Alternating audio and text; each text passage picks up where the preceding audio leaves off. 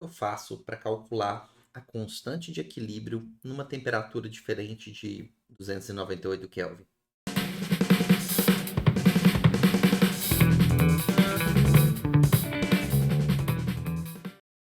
Sejam bem-vindos ao Catalisa, o seu canal de Fisicoquímica. Meu nome é Bruno Lemos e hoje a gente vai resolver um exercício para o cálculo da constante de equilíbrio em temperaturas diferentes a partir de uma temperatura, conhecida. Então, eu vou pegar aqui para vocês o exercício do Atkins, décima edição 6A.6. Ele pede, entre outras coisas, para calcular a constante de equilíbrio da reação abaixo em duas temperaturas, tá? A 25 graus e a 50 graus, admitindo que nesse intervalo aí, essa faixa de temperatura, a variação da entalpia do processo reacional é mantida constante. E aqui eu tenho a reação, que é a reação que envolve o metano reagindo com o gás cloro para formar clorofórmio e ácido clorídrico.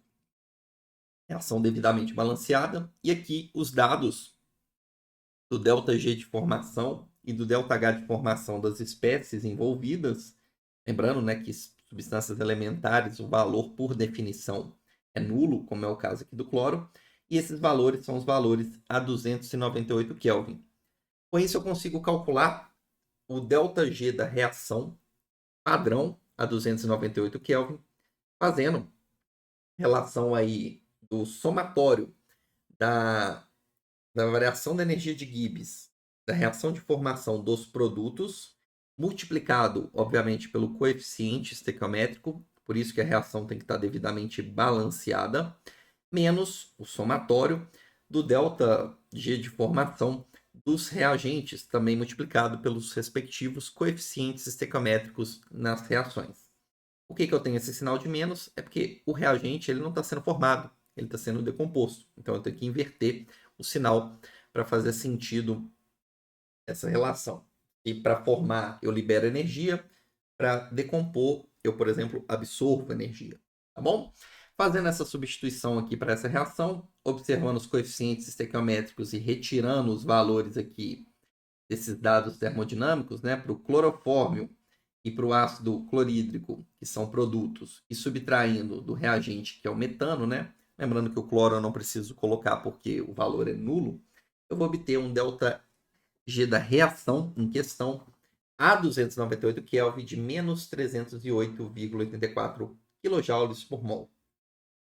Fazendo um raciocínio muito semelhante, eu também posso calcular o ΔH dessa reação, só que ao invés de utilizar os dados termodinâmicos do ΔG de formação, eu vou usar naturalmente os dados termodinâmicos para o ΔH de formação para essas espécies, observando também a proporção estequiométrica, né, e obtendo um valor aí para o ΔH da reação de menos 336,59 kJ por mol.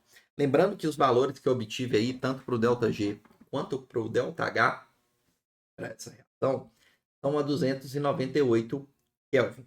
Ok? Então, seguinte, o que eu posso fazer? Na sequência, eu posso calcular a constante de equilíbrio. A gente sabe que o logaritmo da constante de equilíbrio está relacionado com o ΔG da reação, que é o ΔG da reação na condição padrão. Se a gente utilizar os valores calculados anteriormente, eu vou estar calculando aqui constante de equilíbrio a 25 graus, ou seja, 298 Kelvin.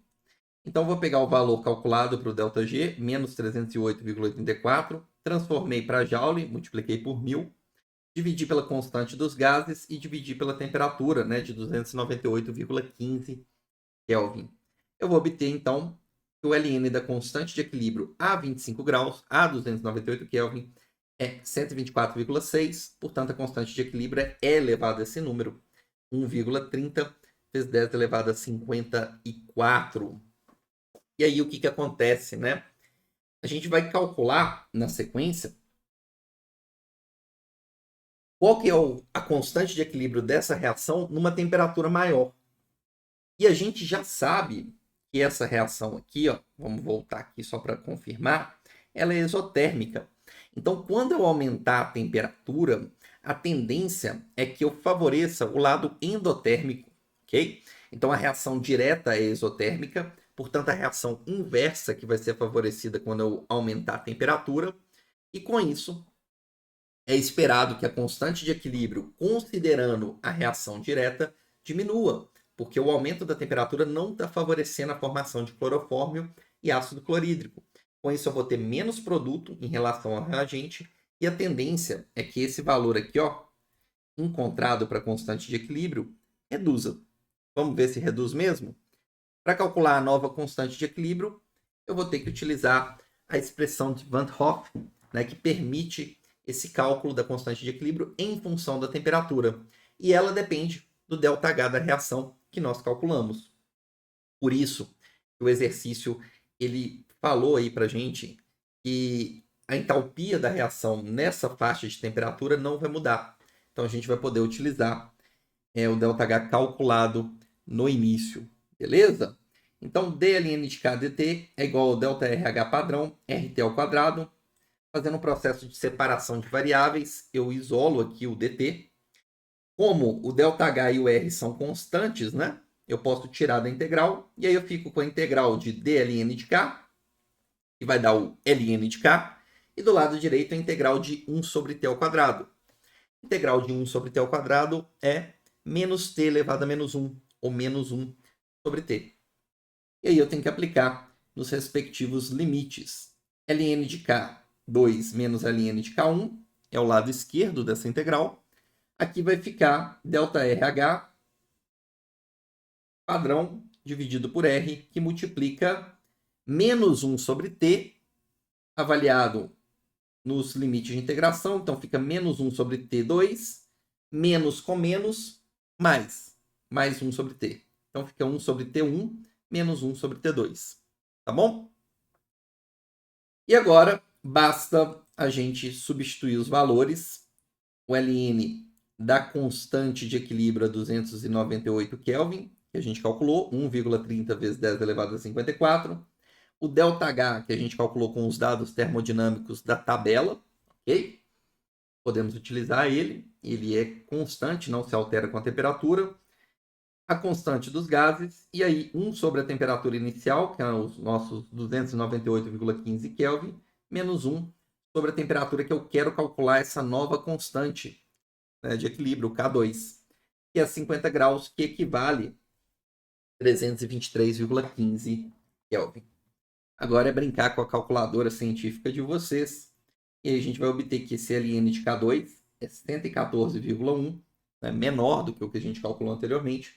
Portanto, E elevado a esse número vai dar um número menor, sai da ordem de grandeza de 10 elevado a 54 para 10 elevado a 49. De fato, diminuiu como a gente esperava.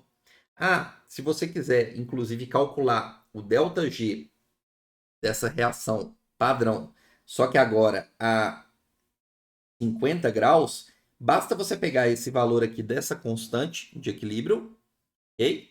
Calculado agora nessa temperatura, e substituir nessa expressão aqui, né? Na temperatura, utilizando obviamente a temperatura de 50 graus, mais 273, né? Na escala termodinâmica. A constante a 50 graus, e usando aqui a temperatura de 50 graus na escala termodinâmica, você vai obter o ΔG da reação padrão numa outra temperatura, caso fosse solicitado.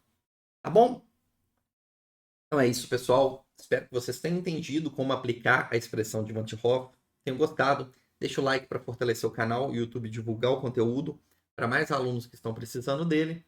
E vejo na próxima, certamente com a entropia do universo maior. Falou!